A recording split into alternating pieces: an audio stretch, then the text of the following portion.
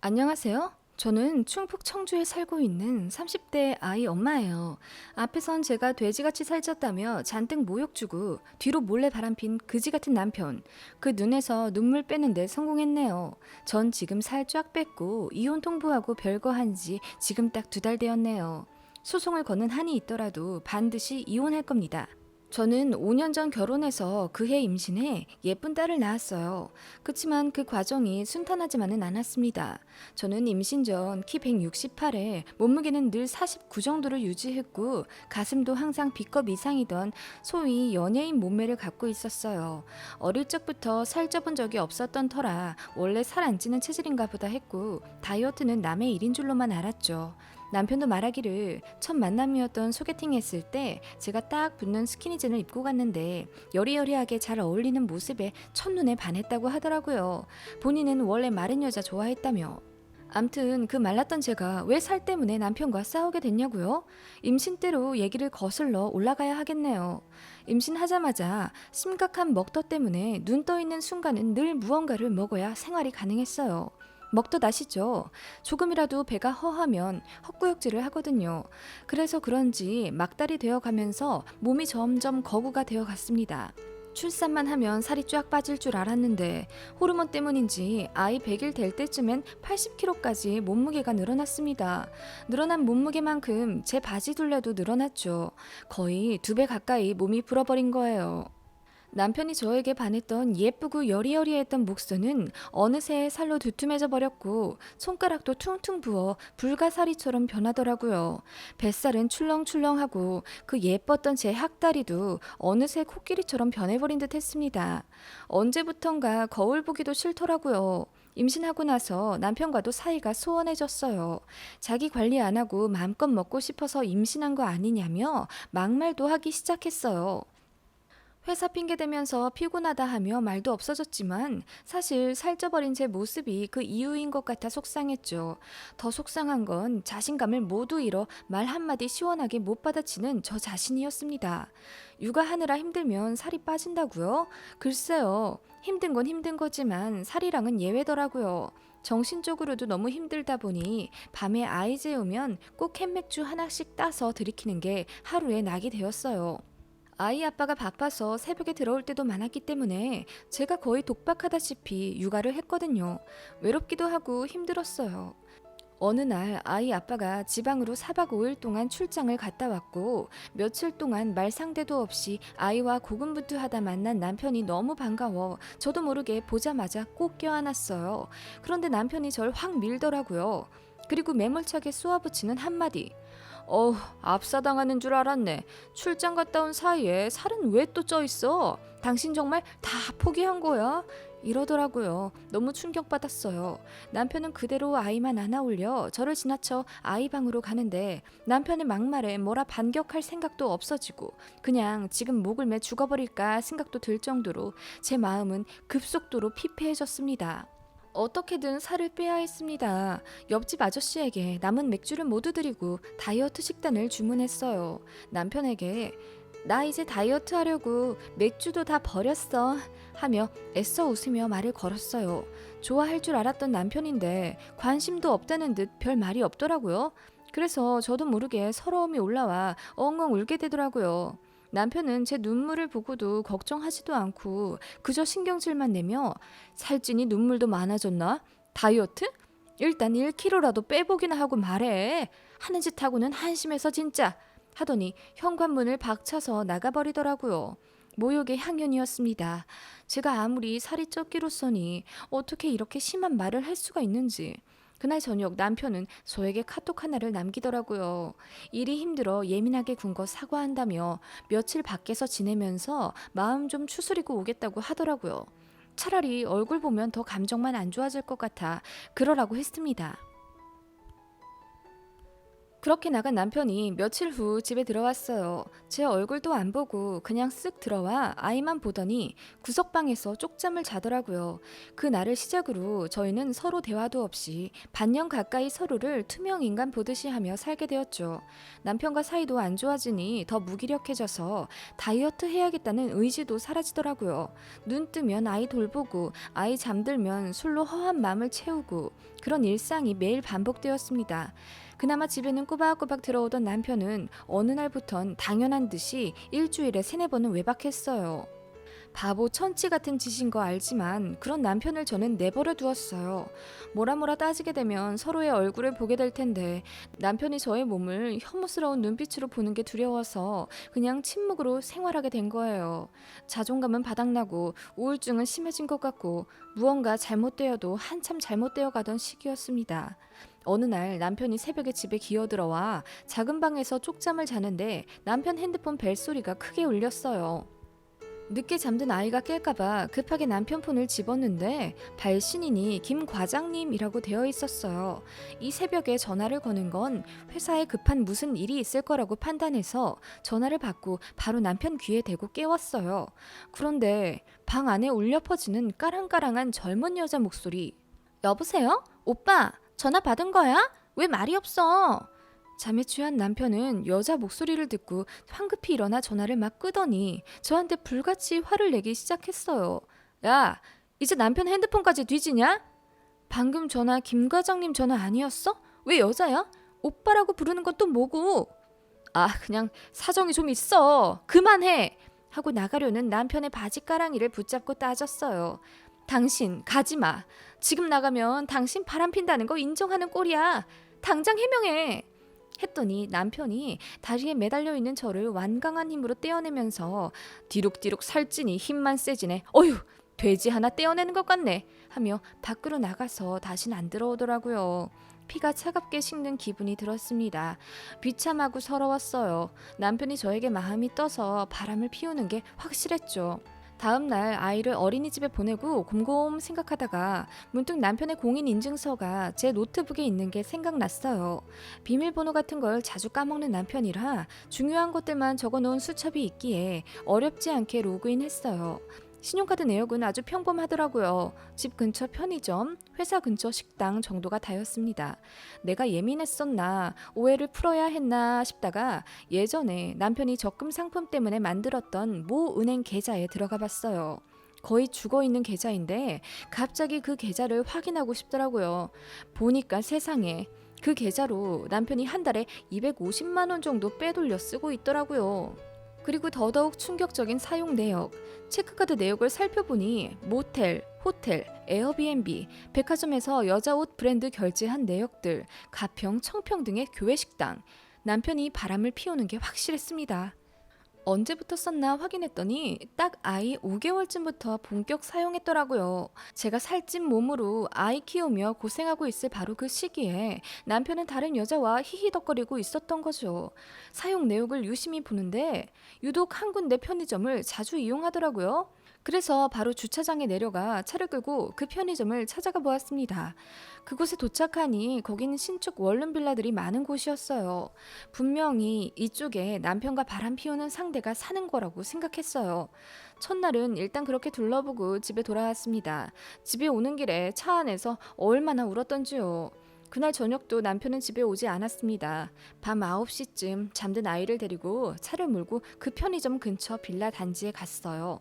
그리고 아이를 아기띠에 메고 쭉 돌기 시작하는데 저 멀리 익숙한 차가 어느 빌라에 주차되어 있는 게 보였어요. 가까이 가보니 저희 남편 차가 맞더라고요. 제 귀를 가득 울리는 심장박동 소리에 정신조차 아득해진 채 그 4층짜리 작은 빌라를 올려다봤어요. 그리고 빌라에 들어가 집마다 문에 귀를 대고 엿듣기 시작했어요. 그러다 3층의 어느 집에 가만히 문을 대고 소리에 집중하는데 깨르르 하고 남녀의 웃는 소리가 들렸어요. 그 웃음소리는 바로 저희 남편이었죠. 웃음소리가 특이하거든요. 막상 이렇게 되니 배신감을 넘어 눈앞이 캄캄해지더라고요. 당장 쳐들어갈까 하다가 아무래도 어리석은 행동 같아서 분을 눌러 삭히고 일단 차로 내려와서 미친 듯이 뛰는 가슴을 달래며 어떻게 해야 할지 고민했습니다. 그렇게 시간이 3시간쯤 흘렀을까요? 남편이 내려오더라고요. 한 손엔 종량제 봉투를 들고서요. 저와 다툰 이후로 저희 집 쓰레기 한번 버려준 적이 없으면서 저 여자 집에선 저렇게 자상한 남편 노릇을 하고 있다니요. 웃음과 동시에 눈물이 또 터져 나왔네요. 그 뒤로 어떤 여자가 엘리베이터에서 내려 남편에게 다가가 팔짱을 끼더라고요. 상간녀가 확실했습니다. 둘이 슬리퍼를 신고 편의점을 향해 가더라고요. 조용히 뒤따라 사진을 찍었습니다. 편의점 멀리에서 그들을 보며 숨죽여 동영상도 찍었어요. 둘이 콘돔을 고르고 있더라고요. 남편이 뭐라고 농담을 했는지 여자가 깔깔거리며 저희 남편을 장난스럽게 때리곤 콘돔 2개를 골라 계산하는 장면이 제 폰에 그대로 녹화되었습니다. 여자 참 날씬하고 예쁘더라고요.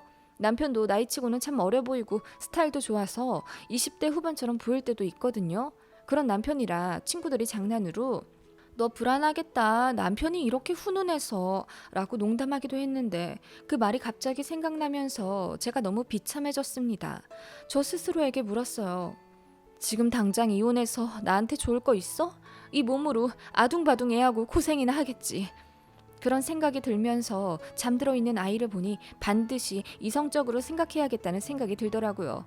지금 당장 이혼하면 남편은 저 여자랑 행복하게 새 출발하거나 쭉 이대로 총각짓 하면서 즐겁게 살 것 같더라고요. 남편과 냉전을 오래 겪고 무시도 많이 받다 보니 이제 저도 사랑은 더 이상 남아있지 않았어요. 저에겐 저와 제 아이만 중요해졌습니다. 이왕 이렇게 된 거 남편을 제대로 후회하게 만들어보자, 제대로 복수해보자 생각했어요. 당장 상간녀 고소하고 남편과 이혼 소송하려면 너무 많은 에너지가 필요했어요. 증거 수집 과정도 잘 알고는 있지만 방법 자체가 너무 피곤했어요. 아시잖아요. 어린 아이가 있으면 일단 그런 여유와 시간이 안 되더라고요. 그날부터 저는 완전히 바뀌었습니다. 이따금씩 들어오는 남편에게 제가 바람을 알고 있는 티는 내지 않았어요. 아이 때문인지 여전히 집에는 드문드문 들어오더라고요. 저는 제대로 마음을 먹고 아이를 어린이집에 등원시키고 나면 점심도 거른 채 집 근처 호수를 매일같이 뛰었어요. 하루 5시간을 죽을 듯이 유산소 했네요. 그동안 피폐하고 무기력해져 어질러져 있던 집도 깨끗하게 정리하기 시작했어요. 식단도 철저하게 관리했고요. 어느 날은 제가 열심히 변해보려 노력하는 모습이 우스웠는지 부엌에서 식단 도시락 싸는 저를 빤히 보다가 피식 웃더라고요. 기분 나빠진 제가 남편에게 평소엔 말도 안 걸더니 비웃지나 말라고 쏘아댔더니 남편의 화에 못 이겨 말하더라고요. 결혼 전에는 그렇게 날씬하더니 나 꼬시려고 죽을 둥 살 둥 관리한 거지? 결혼하고 안심되니 살이나 디룩디룩 찌우고 그거 사기 결혼이야. 내가 바람나도 당신은 할 말 없는 거야. 밖에 나가서 다른 여자들 좀 봐. 애는 당신 혼자 낳았지 아주? 아줌마들도 다 날씬해 요샌. 이러는데 쌍욕이 나올 뻔한 걸 가까스로 참고 미친놈 한마디 내뱉었습니다. 뭐? 하며 소리를 버럭 지르다가 아이가 놀라우니 혼자 씩씩대서 나가더라고요. 지 자식 낳은 와이프가 살 좀 쪘다고 밖에서 외도나 하고 돌아다니고 이렇게 막말이나 하다니 이런 놈을 배우자라고 믿고 결혼한 제 자신이 한심했어요. 오직 증오를 양분 삼아 더 열심히 운동하며 시기하고 그렇게 한 달을 보내니 10kg가 훌쩍 빠지더라고요.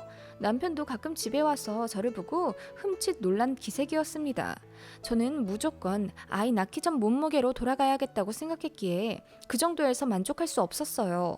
그렇게 유산소로 10kg 빼고 나서 집 근처 헬스장에 등록해서 PT를 받았어요. 제가 절박하게 살 빼고 싶다고 눈물을 흘리며 선생님께 말씀드렸어요. 한 달 동안 저 혼자 힘으로 10kg 뺐다고 하니 정신력 대단하시다며 무조건 열심히 도와드리겠다고 하시더라고요. 그렇게 낮에는 선생님 도움받아 헬스장에서 피땀 눈물을 흘리며 운동했고 아이 재우고 나면 집에서 홈트를 했어요. 의지가 불타서 그런가? 2달이 지나자 15kg을 감량했고 그렇게 반년 좀 지났을 때는 놀랍게도 25kg이 빠져 있었습니다. 신혼여행 때 발리에서 입었던 빨간 원피스를 다시 한번 입어봤어요. 조금 타이트하지만 딱 맞더라고요. 이 옷을 입고 남편이랑 행복하게 껴안고 사진 찍었던 게 생각나 주저앉아 한참을 울었네요. 미용실 안 간 지도 오래되었는데 살 빠지니 좀 예뻐진 것 같아 용기도 나더라고요. 사실 대인기피증 비슷하게 왔었거든요. 마음먹고 20만 원 정도 들여 머리도 예쁘게 염색하고 펌도 해서 최신 유행 스타일로 바꾸고 집 근처 화장품 가게에서 색조도 싹 샀어요. 살 빠지고 술도 끊으니 피부도 좋아지더라고요. 오랜만에 화장도 다시 하고 싶었죠. 제가 그렇게 차근차근 저 자신을 찾아가고 있을 무렵 남편의 상황은 다소 좋지 않은 듯 했어요. 이따금 밤에 가끔 뒷베란다에서 전화로 싸우는 남편의 목소리가 들렸어요. 제발 전화 끊지 마. 나 이혼도 결심하고 자기 만난 거야. 그런 자기는 그동안 나 갖고 논 거였어? 자기야, 싸웠다고 도어락 비번을 바꾸면 어떡해. 제발 알려줘. 집으로 갈게. 제발, 너 나랑 이렇게 끝낼 거야? 매달리는 뉘앙스의 통화만 며칠을 하더니 그 이후로 남편이 집에서 몰래 통화하는 모습은 볼 수 없었습니다. 딱 보니 알겠더라고요. 상간녀와 쫑난 거죠. 밖에서 살다시피 하던 남편은 그렇게 풀이 죽은 모습으로 점점 집에 오래 붙어 있더라고요. 남편의 육아 참여도도 높아졌고요. 참 웃겼습니다. 제가 그렇게 죽을 뚱 살 뚱 걷지도 못하는 아이와 씨름할 때 밖에서 딴 여자와 재미 보고 놀아나더니 여자랑 헤어지고 이제 아이가 말도 잘하고 예쁜 짓 하니 집에 붙어 있는 게요. 그 사이 저는 52kg가 되었어요. 살도 거의 다 빠지고 구질구질하던 옛 모습에서 벗어났죠. 길 가던 남자 한둘씩은 절 뒤돌아볼 만큼 스타일도 좋아졌어요. 남편이 저를 보는 눈빛도 달라졌죠. 처음엔 거들떠보지도 않더니 제가 아이 데리고 문화센터 가느라 깔끔하게 꾸미니 저를 뚫어져라 보더라고요. 그리고 저희를 문화센터에 데려다 주겠다며 안 하던 남편 노릇을 하려고 하는지 주섬주섬 찾기를 찾더라고요. 됐어. 나도 차 있어. 새삼스럽게 왜 이래? 나한테 관심도 없던 사람이. 하고 톡 쏘니 아무 말도 못하더라고요. 그날 문센 친구들 만나 밖에서 저녁까지 먹고 모처럼 쇼핑몰에서 자유로운 시간을 보냈어요. 이전의 모습을 모르는 아이 친구 엄마들이 저를 참 부러워하더라고요. 아이 낳고 어떻게 그렇게 아직도 예쁘고 날씬하냐며 시무나 전지현 느낌까지 난다며 혹시 저더러 성형했냐고 정보 좀 달라고 하더라고요. 웃으며 아니라고 손살에 쳤지만 그동안 고생했던 1년여간이 떠올라 마음이 이상하더라고요. 집에 오는 길에 눈물이 흘렀습니다. 어느새 집에 도착했고 차에서 잠든 아이를 방에 눕히고 나오는데 남편이 방문 앞에 기다리고 있다가 저를 잡더니 이러더라고요. 그동안 내가 미안했어. 나 일하느라 바빴던 거 알잖아. 나도 모르게 예민하게 나오고 당신한테 상처 준 거 정말 미안해. 이렇게 사과하더라고요. 그리고 제 몸을 만지며 키스할 듯 얼굴을 들이대는데 역겨움이 느껴졌죠. 만나던 여자랑 헤어지고 제가 다시 예전처럼 예뻐지니 다시 저에게 눈길을 주는 게 너무 어이없었거든요. 그런 남편의 손길을 탁 치고 차갑게 말했습니다. 내가 힘들어 죽고 싶었을 땐 옆에 없더니 이제 와서 왜 이래? 그냥 말했잖아. 나도 회사 일로 힘들다고. 내가 하고 싶은 말이야. 내가 얼마나 힘들었는데 내가 나 좋자고 살쪘어?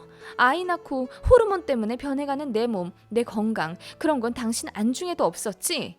당신은 날 배우자로 생각한 게 아니라 그냥 눈 요깃거리 인형 정도로만 생각했던 거야. 살쪄서 보기 흉하니 거들떠보지도 않고 죄책감도 없이 딴 여자 만났던 거고. 딴 여자라니? 내가 뭐 바람이라도 피웠다는 거야? 그래 이 미친놈아. 너 지난 몇 달 동안 신화동 빌라에 살림 차리다시피 드나든 거 내가 모를 줄 알아? 제가 몇 년 동안 참고 참았던 울분을 터뜨리며 소리치니 남편 얼굴이 하얗게 질리면서 아무 말 못하더라고요. 이어 말했습니다. 나한테 증거가 다 있으니까 의미 없는 설전 벌이지 말자. 본론부터 말할게. 나 당신이 이렇게 먼저 숙이고 들어오기만을 기다렸어. 뻥 차버리려고. 내가 가장 힘들 때 나에게 씻을 수 없는 상처 준 당신을 뭘 믿고 더 살 수 있겠어? 이혼하자. 아이는 당연히 내가 키우는 거고 위자료, 양육비 전부 내가 원하는 대로 해. 조건 안 맞춰주면 나 시댁에 다 떠벌리고 당신 회사에 당신과 그 여자랑 콘돔 사고 있는 동영상, 사진 전부 오픈할 거야. 당신 회사 명예, 도덕 그런 거 엄청 중요시 하잖아? 회사 잘려서 양육비 못 준다고 해도 상관없어. 아이도 많이 컸고 어린이집 맡기면서 내가 일해서 키우면 돼. 당신 아이 어릴 때 기저귀 한번 갈아준 적도 없잖아? 당신한테 나랑 아이는 어차피 없어도 되는 존재 아니야? 저도 모르게 입에서 그간 참았던 서름이 쉴 새 없이 터져 나왔어요. 남편이 놀란 토끼 눈으로 듣다가 어느새 눈물이 그렁그렁해지더니 저를 잡더라고요. 미안해. 정말 미안해. 내가 잠깐 돌았었나 봐. 당신 살찐 게 싫어서 그랬던 게 아니라 그냥 그냥 잠깐 내가 미쳤었어. 조금만 놀다가 돌아가려고 했었어. 미안해. 한 번만 용서해줘. 하며 흐느끼며 우는데 너무 황당했어요. 남편더러 더는 꼴보기 싫으니 그 여자 집 가서 잘 먹고 잘 살라고 옷 사서 집 밖으로 내보냈어요. 안 간다고 저를 붙잡으며 울고불고 하는 걸 떼어내며 고온이 잠든 애 깨우게 하면 용서고 뭐고 그냥 죽여버리겠다고 하니 조용히 가더라고요. 그 여자랑도 헤어졌으니 어디 모텔이나 전전하겠죠. 아침 저녁으로 저에게 카톡 오고 밤에는 전화하면서 다시는 안 그러겠다고 저밖에 없는 걸 이제야 확실히 알았다면서 제발 한 번만 더 기회를 달라고 비네요. 그 여자랑은 깨끗하게 헤어졌다고 하길래 제가 비웃으며 말했어요. 헤어진 게 아니라 차인 거겠지. 내가 모를 줄 알아? 너 이제 낙동강 오리알 된 거야. 했더니 아무 말 못하더라고요. 살쪘을 때 무시당하며 아무 말 못하던 제가 이제 당당하게 할 말 다 하니 그 놈도 꽤나 당황했겠죠. 아기에게는 아빠가 있는 게 낫겠지만 저런 아빠는 없는 이만 못하지 않나요? 저는 살도 다 빠졌고 전공 다시 살려 취직하면 아이도 어렵지 않게 키울 수 있어요. 친정엄마 도움받으러 지방에 내려가야 하겠지만요. 남편에 대한 마음도 다 식었고 사실 결혼 5년 만에 이렇게 된 것에 대해 어떻게 보면 다행이다 싶기도 해요. 남편의 인간성과 실체에 대해 일찍 알게 된 거잖아요. 그냥 인생의 큰 배움이다 생각하고 있어요. 사람 보는 눈이 너무 없었던 제 잘못도 있어요. 한 번 바람 피운 사람이 두 번 피우기 어렵겠어요? 제 인생 살면서 가장 지옥처럼 힘든 시간을 극복하고 나니 이제는 아이에게 더 크고 강한 지붕이 되고 싶다는 다짐만 남았네요. 저는 슬프지 않아요, 이제. 남편 연봉이 적지 않으니 최대한 양육비와 위자료를 잘 받아 헤어지고 싶다는 생각뿐입니다. 남편이 상간녀와 나눈 성적인 대화 내역과 몇 개월간 모텔 드나든 카드 내역 등도 모두 증거 확보했어요. 남편이 이대로 계속 이혼 안 하겠다고 뻐기면 이 모든 자료를 들고 변호사를 찾아가 상담할 계획입니다. 저 잘 살 수 있게 응원해주세요.